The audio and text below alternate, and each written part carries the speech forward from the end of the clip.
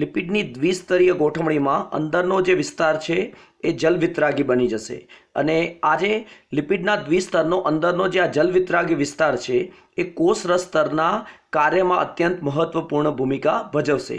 આપણે જ્યારે કોષરસ સ્તરના કાર્યોને સમજીશું ત્યારે આ પોઈન્ટને ત્યારે સાંકળીશું કે કઈ રીતે લિપિડના દ્વિસ્તરનો જે જલવિતરાગી વિસ્તાર છે એ કોષરસ સ્તરને અર્ધ પ્રવેશશીલ પટલ બનાવે છે। रिपीट करी जाऊं कि कोषरस स्तरनो जलवितरागी विस्तार छे ए कोषरस स्तर ने अर्ध प्रवेशशील पटल बनावे छे। ए बाबतने आपणे समजीशुं ज्यारे आपणे कोषरस स्तरना कार्योने समजीशुं। बीजुं के लिपिड छे ए अर्ध तरल प्रकृति धरावे छे। केवी प्रकृति धरावे छे? अर्ध तरल प्रकृति धरावे छे। एनो अर्थ एवो थाय के लिपिडनी घनता ए घन पदार्थ जेवी पण नथी, सॉलिड जेवी पण नथी अने एनी जे स्निग्धता छे अथवा तो घनता छे ए पाणी जेवी के अन्य प्रवाही जेवी पातળી पण नथी। एटले लिपिडनी जे स्निग्धता अथवा तो घनता छे ए घन अने प्रवाही वच्चेनी छे अने एटला माटे आपणे कहीशुं के पाणी जेटલું ए पातળું पण नथी अने घन पदार्थ जेटલું सखत पण नथी अने एनी जे आ प्रकृति छे ए अर्ध प्रवाही प्रकृति तरीके गणवामां आवे छे। अर्ध प्रवाही प्रकृतिना कारणे ए खूब सखत रचना पण नहीं थाय अने अत्यंत नरम रचना पण नहीं थाय अने एनो जे भौतिक गुणधर्म छे ए बंनेनी वच्चेनो हशे। एटले के सखत पदार्थ करता नरम अने प्रवाही पदार्थ करता वधारे घन एवो एनो गुणधर्म हशे जेने आपणे अर्ध तरल प्रकृति तरीके ओळखीशुं। आ लिपिडनो जे अर्ध तरलतानो गुणधर्म छे ए अत्यंत महत्वपूर्ण बनी जाय छे कोषरस स्तरना कार्यनी अंदर। कारण के लिपिड छे ए નું જે દ્વિસ્તર છે લચકીલું છે કારણ કે ઘન પદાર્થ જેવું નથી, લચકીલી પ્રકૃતિ ધરાવે છે અને એટલા માટે કોષરસ સ્તરના ઘણા બધા કાર્યો છે એ આ ગુણધર્મને જ આભારી બને છે। તો હું રિપીટ કરી જાઉં કે લિપિડની જે આ દ્વિસ્તરીય ગોઠવણી છે, લિપિડના જે આ બે સ્તરોથી બનતો સ્તર છે બરાબર, એમાં લિપિડ છે એ અર્ધ તરલ પ્રકૃતિ ધરાવે છે। મતલબ કે એ ઘન પદાર્થ જેટલો સખત પણ નથી અને પ્રવાહી જેટલો એ નરમ પણ નથી અને એનો જે ભૌતિક ગુણધર્મ છે એ બંનેની વચ્ચેનો છે। એટલે કે ઘન પદાર્થ કરતાં એ નરમ છે અને પ્રવાહી કરતાં એ વધારે ઘનતા ધરાવે છે જેને અર્ધ તરલતા તરીકે ઓળખવામાં આવે છે। એના કારણે કોષરસ સ્તર લચકીલી રચના બને છે અને જે કોષરસ સ્તરના ઘણા બધા કાર્યોને સંભવ બનાવે છે। ચાલો હવે આપણે જોઈએ કે પ્રોટીન કે જે કોષરસ સ્તરનો અન્ય મુખ્ય જૈવિક અણુ છે એ કઈ રીતે ગોઠવાયેલો છે। તો લિપિડ અને પ્રોટીન કોષરસ સ્તરના મુખ્ય જૈવિક અણુઓ છે। આપણે લિપિડની દ્વિસ્તરીય ગોઠવણીને સમજી ચૂક્યા છીએ। હવે આપણે પ્રોટીનની ગોઠવણીને જોઈએ છીએ અને પ્રોટીનના પ્રકારોને જોઈએ છીએ। જુઓ, કોષરસ સ્તરમાં મેઇનલી મુખ્યત્વે બે પ્રકારના પ્રોટીન જોવા મળે છે। પ્રથમ છે એને અંતર્ગત પ્રોટીન કહેવામાં આવે છે જ્યારે બીજા પ્રકારને બહિર્ગત પ્રોટીન તરીકે ઓળખવામાં આવે છે। તો અંતર્ગત પ્રોટીનનો અર્થ શું થાય? અંતર્ગત એટલે અંદર આવેલા। તમે જોઈ શકો છો કે આ જે પ્રોટીન છે બરાબર એ ઉપરથી નીચે સુધી લિપિડના દ્વિસ્તરને આરપાર પસાર થાય છે। એનો એક છેડો એ ઉપરના ભાગમાં છે જે બાહ્ય પર્યાવરણના સંપર્કમાં છે અને આખું પ્રોટીન લિપિડના દ્વિસ્તરમાંથી પસાર થઈ અને એનો બીજો છેડો છે એ કોષરસના સંપર્કમાં રહે છે। તો આ પ્રકારના જે પ્રોટીન છે એ સંપૂર્ણ રીતે લિપિડના દ્વિસ્તરની અંદર ખૂંપેલા છે। હું એમ કહીશ કે આ પ્રકારના પ્રોટીન સંપૂર્ણ રીતે લિપિડના દ્વિસ્તરની અંદર ખૂંપેલા છે અને એટલા માટે એને હું અંતર્ગત પ્રોટીન તરીકે ઓળખીશ। તો જે અંતર્ગત પ્રોટીન છે એ લિપિડના દ્વિસ્તરની અંદર ઊંડે સુધી ખૂંપેલા હોય છે અથવા તો લિપિડના દ્વિસ્તરની અંદર આરપાર પસાર થાય છે અને એટલા માટે એમને અંતર્ગત પ્રોટીન તરીકે ઓળખવામાં આવે છે। હવે એમની સાપેક્ષે તમે આ બહિર્ગત પ્રોટીન જુઓ। બહિર્ગત પ્રોટીન એ માત્ર લિપિડના દ્વિસ્તરની સાથે સંપર્કમાં જ હોય છે, એની અંદર ઊંડે સુધી ખૂંપેલા નથી હોતા।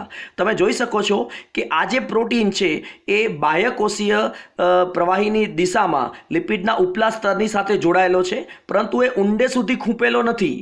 એ જ રીતે આ જે બહિર્ગત પ્રોટીન છે એ કોષરસની બાજુએ લિપિડના અંદરના સ્તર સાથે સંકળાયેલો છે પરંતુ એ ઊંડે સુધી ખૂંપેલો નથી। તો આ પ્રકારના પ્રોટીનને પરિઘીય પ્રોટીન अथवा तो बहिर्गत प्रोटीन तरीके ओळखवामां आवे छे।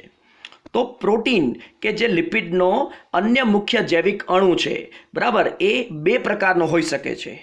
અંતર્ગત પ્રોટીન અને બહિર્ગત પ્રોટીન. અંતર્ગત પ્રોટીન એ લિપિડના દ્વિસ્તરની આરપાર પસાર થાય છે અથવા તો લિપિડના દ્વિસ્તરમાં ખૂબ જ ઊંડે સુધી આવેલા હોય છે. આ પ્રકારના અંતર્ગત પ્રોટીન છે એ ઘણી બધી વાર લિપિડના દ્વિસ્તરને આરપાર પસાર થાય છે અથવા તો ઘણા અંતર્ગત પ્રોટીન લિપિડના દ્વિસ્તરમાં ખૂબ ઊંડે સુધી ખૂંપેલા હોય છે, આવેલા હોય છે. બહિર્ગત પ્રોટીન એ લિપિડના દ્વિસ્તર સાથે માત્ર સંપર્ક જ કેળવેલ હોય છે અને ઊંડે સુધી ખૂંપેલા નથી હોતા. બહિર્ગત પ્રોટીનને પરિઘીય પ્રોટીન તરીકે પણ ઓળખવામાં આવે છે.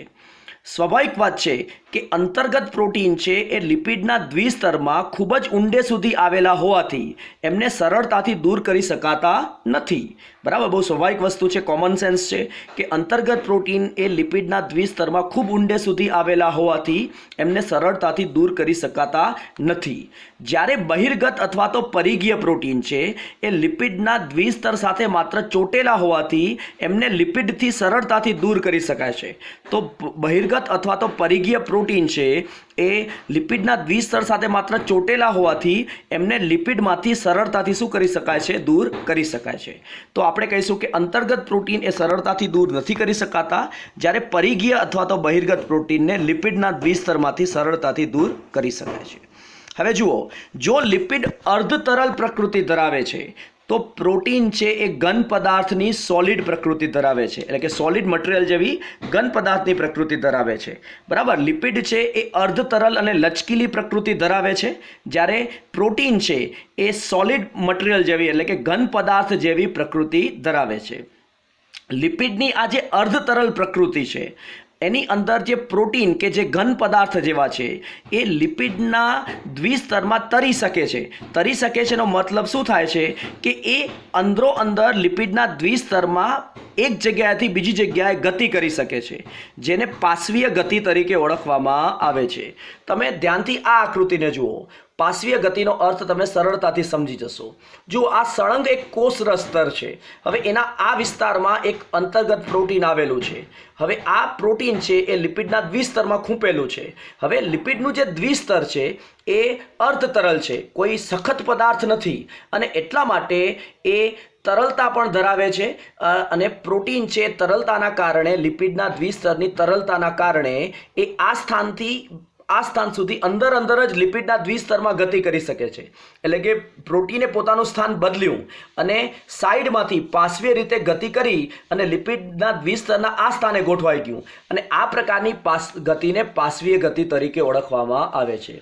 હવે સ્વાભાવિક વસ્તુ છે કે પાશ્વીય ગતિ કરવા માટે પ્રોટીન છે એણે લિપિડના દ્વિસ્તરમાંથી પસાર થવું પડશે, મતલબ કે આ રીતે અહીંથી અહીં જવું પડશે.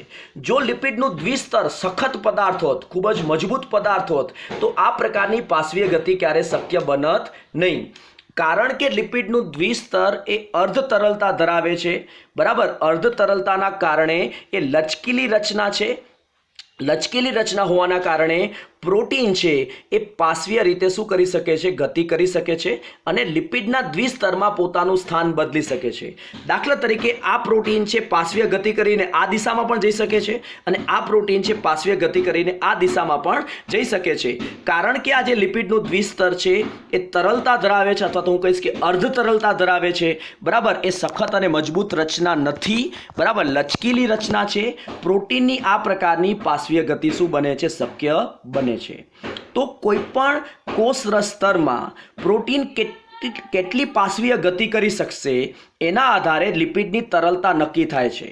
જો કોષરસ સ્તરમાં પ્રોટીનની પાશ્વીય ગતિ વધારે થશે તો આપણે એમ કહીશું કે અહીં કોષરસ સ્તરમાં લિપિડ વધારે તરલતા ધરાવે છે. જો કોષરસ સ્તરમાં પાશ્વીય ગતિ ધીમી થશે તો આપણે એમ કહીશું કે લિપિડની તરલતા કેવી છે? ઓછી છે. કારણ કે લિપિડના અલગ અલગ પ્રકારો અલગ અલગ કોષરસ સ્તરમાં જોવા મળે છે. કેટલાક લિપિડ વધારે તરલ હોય છે, કેટલાક લિપિડ ઓછા તરલ હોય છે. તો લિપિડની તરલતા છે એ શેના આધારે નક્કી થાય છે? તો પ્રોટીનની પાશ્વીય ગતિના આધારે નક્કી થાય છે.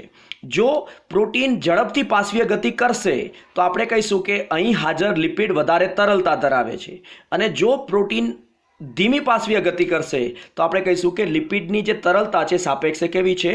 ઓછી છે. હું રિપીટ કરું કે અલગ અલગ કોષરસ સ્તરમાં લિપિડના પ્રકારો અલગ અલગ હોઈ શકે છે હોઈ શકે છે અને એટલા માટે અલગ અલગ કોષરસ સ્તરની તરલતા પણ લિપિડના પ્રકાર પ્રમાણે બદલાય છે.